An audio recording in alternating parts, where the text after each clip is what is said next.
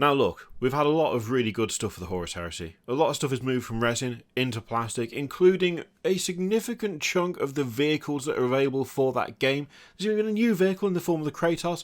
There's been a lot of vehicle support, and I don't think that's necessarily a bad thing, especially since quite often the Horus Heresy vehicles are insanely expensive, on top of being not that great to put together. Things like warped panels, having to bend stuff back into shape, things not fitting together properly, also the general kind of issue with construction when it comes to larger resin models where you can get away with superglue for smaller ones, but sometimes superglue doesn't quite cut it for the really big stuff. The fact that so many vehicles are available in plastic is a good thing, but there's been talk, there's been conversations, I've seen discussions out there in the world of people going, maybe we could have some infantry. Maybe that would be nice. We didn't get any infantry last week. Last week was, in fact, plastic sponsons for the tanks that are staying in resin. So while we've had a good number of tanks move over to plastic, there's also quite a few that aren't going to be moving to plastic, at least for the moment. To be honest, for those, I kind of assumed that either they've had new molds recently, or just they are new enough that they can't really justify shifting them over to plastic, or maybe they're too niche for that, I'm not sure. Either way, it was kind of a double whammy of disappointment in a way, because it was just, here's more plastic accessories, but they are for resin tanks. You can avoid resin a fair bit now with the relaunch of so many Horus Heresy kits, but there has been a cry for more infantry. So what do we have this week? What is available this week? What is being shown off for Heresy Thursday? Well, it's half a lad. It's half a lad. He's got no legs because he is a tank commander. So, sort of, technically a dude, not a tank, but it's a dude that sits in a tank, and I'm just going to tell you now, it's in resin. I wanted to get that out of the way, because that way you're not going to get your hopes up if you are not a fan of buying the upgrades that are resin for the Horus Heresy stuff, which personally, I know why they're doing it, but I just wish they wouldn't, because it just means this is going to be very overpriced compared to what you would get if it was plastic, which is one of the other issues when it comes to the Horus Heresy stuff. If you look at the different tanks and such that are available, paying like 60 to 70 quid for something the size of a Rhino, when you're paying nowhere near that for something else that is, well, a Rhino or a Predator, it takes the shine off a little bit, Anyway, the lad himself, the man himself, resin though he is, and missing legs though he is actually pretty cool. I mean, it is a decent tank commander model.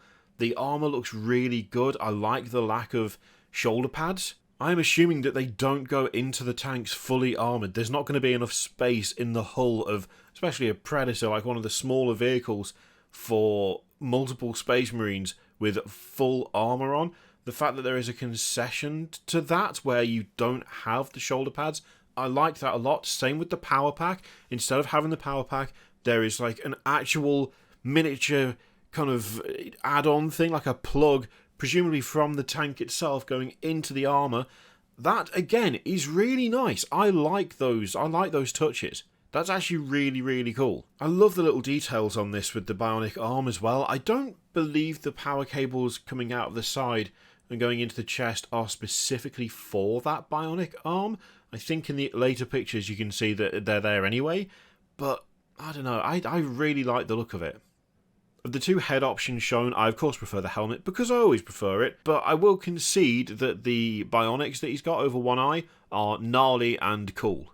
But the fact is, the helmet with the laurel wreath and the antenna and the kind of zoom thing over the same eye is better. Before we look at the other version of this, these are going to be available to squadrons of Predators, Sicaran Punishers, and Kratos. It does say that they're designed to fit in the cupolas of tanks across the range, but I'm assuming that the only ones you're going to stick them in are the ones I've named here. Maybe you could stick them in something else, but I don't know necessarily whether it would do or add anything, apart from potentially looking cool if you like the look of it. Reading down a bit, they have said that the two headline factions in the Siege of Chthoniya each get their own unique Decurion miniatures. I would assume then that there's going to be a third generic one, but I guess we'll see. Either way, I do love that pintle-mounted heavy bolter. That looks absolutely solid, and I do like the helmet on this one as well. The slight differences in like where antenna and stuff are is interesting too. I do like that difference, because it looks like we've got different marks of armour for each one. Or at least that's how it appears to me. So there being that kind of change in where equipment is, I quite like that. Now, it's said that these are going to be out later in the year, and that next week there's going to be another surprise for the Imperial Fist, so I guess we just have to wait and see whether it's just these two, or whether there's going to be a generic model, whether you need to get your filing snips out and just go wild on the chest plate of one of these guys and just make him your own. I don't know. Either way, they look good. It's just a shame that they are, once again, vehicle related. There's been so many of those, and not really much in the way of expansion of the infantry side of the plastic Horus Heresy range, and that they are very specific as to which legions they belong to. Question is, what do you think of these? Let me know in the comments down below. In the meantime, feel free to click all the things, Patreon, video, subscribe, all that stuff. Click it if you like, don't click if you don't want to. And as always, there's an affiliate link in the description for Element Games, which you can use to support the channel if you'd like. I leave it in your capable hands. Thank you very much for watching. I'll see you next time.